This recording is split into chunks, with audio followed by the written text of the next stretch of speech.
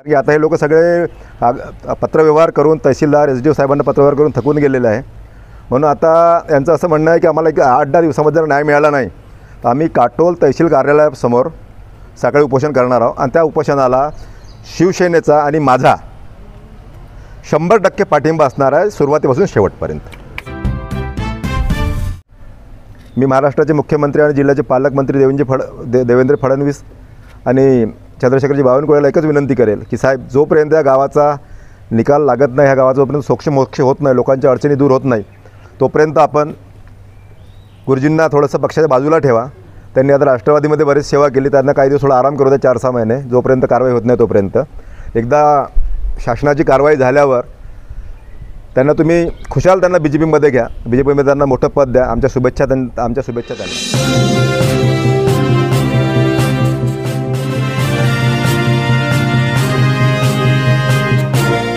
अभय नामदेवराव कोहळे, मुक्काम मेवरा बाजार, तालुका काटोल, जिल्हा नागपूर. मी सरपंच बोलतो.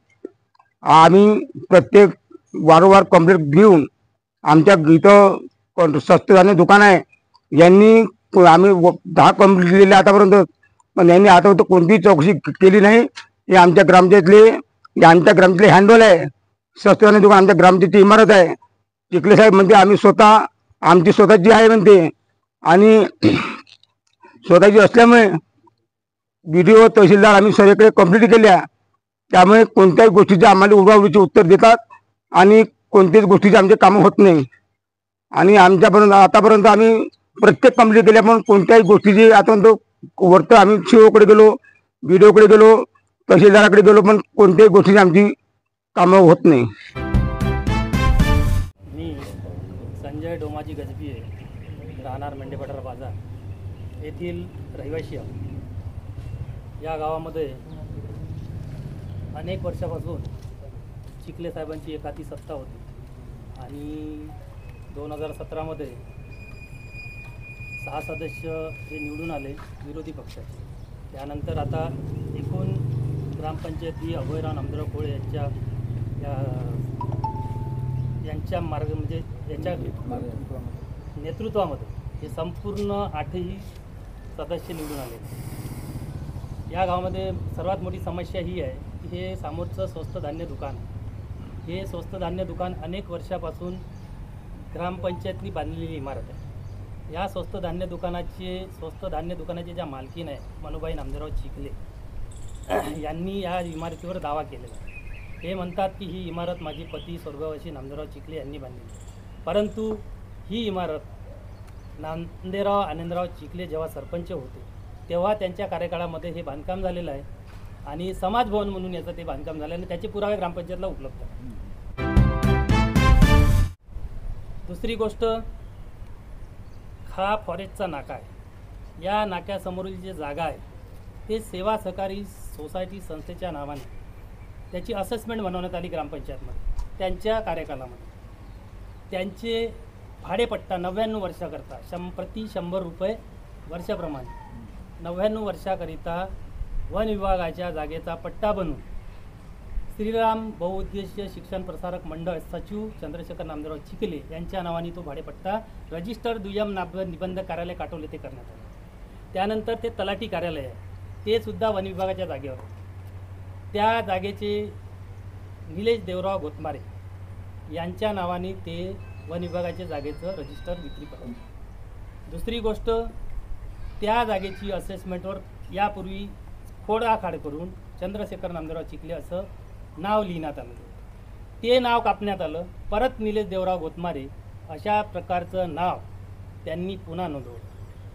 यासंबंधी वारंवार तक्रारी करून थकलेलो वरिष्ठ अधिकाऱ्याकडे CO मार्फत आम्ही 1 वेळा चौकशी झाली आहे, त्याचा अहवाल पण झालेला आहे, सगळ्या गोष्टीची चौकशी झाली. त्यात आता लेटेस्टची गोष्ट सांगतो तुम्हाला की ग्रामपंचायतचा बोर्ड सिंचन विभागाच्या जागेवर आहे, तलाव क्रमांक 1 वर.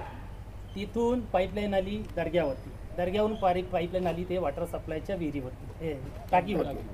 त्या पाईपलाईन तिथे स्वतः चिखले साहेब उपस्थित राहून त्यांनी तिथून JCPनं पाईपलाईन करून ते कनेक्शन आपल्या शेताच्या पाईपलाईनला जोडलेलं. अशा प्रकारचा एकंदरीत अनाधुनिक गोंदी कारभार ह्या गावात चालू आहे. परंतु याला कुठे न्याय मिळत नाही आहे. कुठंतरी काहीतरी आम्हाला न्याय मिळाला पाहिजे. म्हणून मी सरपंच साहेबाला या गावातले जे सदस्य यांना सांगितलं की आपण जे शिवसेनेचे उद्धव बाळासाहेब ठाकरेचे जे मिलिंदभाऊ देशमुख आहेत यांच्याशी संपर्क साधला का आम्हाला कुठेतरी इथं न्याय भेटला पाहिजे. जर न्याय मिळत नसेल या गावातल्या लोकांना तर मग आमचं एकच म्हणणं आहे की साखळी उपोषण करा किंवा उपोषणावर बसा. त्या भवनाचे सर्व कागदपत्र असतानाही त्यांनी दावा केला आहे की ते आमचेच आहे. म्हणजे याच्यामागे कोणाचा पाठबळ आहे? हो ना, राजकीय नेत्यांचं त्यांना पाठबळ आहे. राजकीय नेते आम्ही वारंवार या अगोदर बी राष्ट्रवादीचे इथे नेते होते, त्यांच्याकडे बऱ्याचदा याच्या संदर्भामध्ये बोललो आहे, तक्रारी दिल्या, शिवोकडेही तक्रारी दिल्या आहे, त्याचेही पुरावे आहेत. म्हणजे राजकीय नेते म्हणजे कोण? आपले तेच चिखले साहेब तेच ना? हां, जिल्हा परिषदेचे माजी उपाध्यक्ष राहिलेले आहे, त्यांच्या मागे खूप मोठं राजकारणाचं पाठबळ आहे. हे गावातले सामान्य लोक वारंवार जातात, थकून जातात. सगळ्यांना जय शिवराय, जय महाराष्ट्र. मी मिलिंद देशमुख, शिवसेना जिल्हा उपसंपर्क प्रमुख, नागपूर ग्रामीण.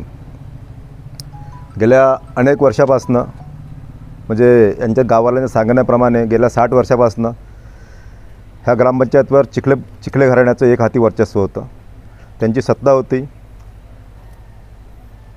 आता आपण म्हटल्याप्रमाणे चंदुगुरुजीसोबत जिल्हा परिषदमध्ये याच्या आधीच्या ग्रामपंचायतमध्ये सगळं गाव होतं. त्यांच्यासोबत त्यांच्या लोकांसोबत व्यवहार त्यावेळेस चांगले असतील म्हणून लोक सोबत असतील. आजच्या घडीला विरोधात एवढे लोक आपल्या विरोधात का जात आहे याचं गुरुजींनी आत्मपरीक्षण केलं पाहिजे. गुरुजी माझ्यापेक्षा वयानं मोठ्या ज्येष्ठ आहे, मी काय त्यांना जास्त मार्गदर्शन करणार नाही. पण ही जी समोरची जी इमारत आहे स्वस्त धान्य दुकानाची, ही जर ग्रामपंचायतची आहे आणि ग्रामपंचायतच्या पैशातून या इमारतीचं जर बांधकाम झालं आहे तर त्यांनी स्वतः पुढाकार घेऊन, मोठेपणा घेऊन ते ग्रामपंचायतला हस्तांतरित केलं पाहिजे की तुमची इमारत आहे, तुम्ही घ्या. जसं आता यांचं म्हणणं आहे की फॉरेस्टच्या 2-3 जागेवर त्यांनी दुसऱ्याच्या नावाने असेसमेंट बनवून स्वतःच्या इमारती बांधल्या आहे आणि त्याच्यावर असेसमेंटमध्ये खोडतोड केलेली आहे. मला एक सांगा, जर आपण फॉरेस्टच्या जागेमध्ये एक साधा दगड जरी उतरला किंवा एक झाड जरी तोडलं तर आपल्यावर कितीतरी प्रकारच्या कारवाया होतात. पण चंद्रशेखर गुरुजींचं प्रस्थ मोठं असल्यामुळं गुरुजी सुरुवातीपासून त्यांची सवय मी पाहिलेली आहे सरांची की जिथे सत्ता आहे, सत्तेसोबत राहिलं माणूस तर माणसावर कारवाई होत नाही, हे 100% खरं आहे. आतापर्यंत 25 वर्ष अनिलबाबू देशमुख इथले आमदार होते, मंत्री होते. त्यांच्या छत्रछायामध्ये त्यांनी सगळं आपलं इथं साम्राज्य वाढवलं.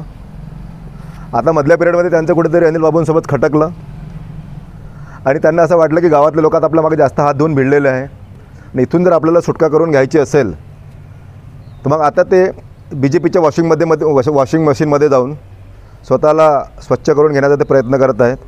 माझ्या माहितीप्रमाणे 2 दिवसाआधी ते आपल्या महाराष्ट्राचे मुख्यमंत्री देवेंद्र फडणवीस यांना भेटून आले.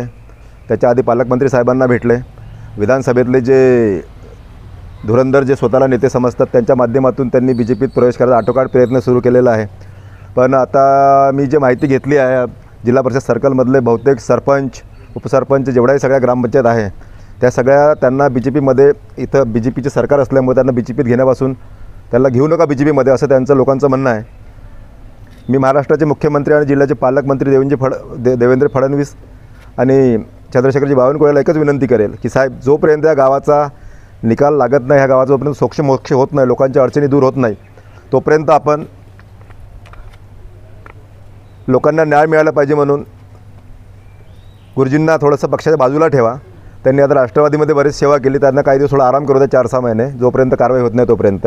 एकदा शासनाची कारवाई झाल्यावर त्यांना तुम्ही खुशाल त्यांना BJPमध्ये घ्या, BJPमध्ये त्यांना मोठं पद द्या. आमच्या शुभेच्छा त्यांना आहेत. तुम्ही सांगितल्याप्रमाणे चंद्रशेखरजी चिखले हे BJPच्या वाटेवर आहेत, तर त्याने राष्ट्रवादीतून राजीनामा दिलेला आहे. याच्यामागचं कारण काय? याचं मागचं काय कारण कसं आहे, जर कुठं आपल्या हातानं काहीतरी चुका झाल्या असतील आणि त्या चुकीवर जर आपल्याला पांघरून टाकायचं असेल तर आपल्याला सत्तेसोबतच राहावं लागेल. आता जिल्ह्यामध्ये जेवढेही मोठे सगळे प्रवेश झालेले आहे, जेवढेही प्रवेश झाले, असं मी कोणाचं नाव घेणार नाही, पण हे सगळे त्यांच्या केलेल्या अनागोंदी कारभारावर पांघरून टाकासाठी BJPमध्ये गेलेले आहे. मला सांगा, BJP हा एक विचारधारेवर चालणारा पक्ष आहे. BJP हा एक विचारधारेवर चालणारा पक्ष आहे. BJPची एक कार्यप्रणाली आहे. पण तुम्ही या 10 वर्षामध्ये पाहत असाल की BJPमधले जेवढे लोक आहेत, जमिनीचे ग्राउंडचे कार्यकर्ते आहेत, सगळे बाजूला झाले आहे. BJPमध्ये पाहान तुम्ही, राष्ट्रवादीचे लोक BJPमध्ये दिसतील, काँग्रेसचे लोक तुम्हाला BJPमध्ये दिसतील, शिवसेनेचे लोक BJPमध्ये दिसतील. सगळे यांनी लोकांचे पोरं अडॉप्ट केलेले आहे आणि लोकांचे जे वाढलेले पोरं आहे, म्हणजे लहान कसं आहे, छोट्या मुलाला जर आपल्याला तयार करायचं त्यावेळेला माणसाला कष्ट होते, छोट्या पोराला तयार करीत कष्ट होतात. म्हणून त्यांनी लोकांचेच मोठे पोरं अडॉप्ट केलेले आहे आणि म्हणजे त्यांना त्याला पालन पोषणाचा खर्च कमी झाला पाहिजे आणि डायरेक्ट आपल्याला रेडीमेड कोणाची प्रॉपर्टी मिळाली पाहिजे. म्हणजे सगळ्या प्रॉपर्टीज ज्या आहे, चांगल्या ज्या प्रॉपर्टीज ज्या आहे, त्यांना सगळं BJPने अडॉप्ट केलेलं आहे. म्हणून आपण त्याच्यावर जेवढा जास्त फोकस करता येईल आपल्या माध्यमातून तेवढा आपण फोकस केला पाहिजे आणि गावातल्या लोकांना न्याय आपल्याला कसा देता येईल मीडियाच्या माध्यमातून. कारण की आता हे लोक सगळे पत्रव्यवहार करून, तहसीलदार SDO साहेबांना पत्रव्यवहार करून थकून गेलेले आहे. म्हणून आता यांचं असं म्हणणं आहे की आम्हाला एक 8-10 दिवसामध्ये जर न्याय मिळाला नाही तर आम्ही काटोल तहसील कार्यालयासमोर सकाळी उपोषण करणार आहोत आणि त्या उपोषणाला शिवसेनेचा आणि माझा 100% पाठिंबा असणार आहे, सुरुवातीपासून शेवटपर्यंत.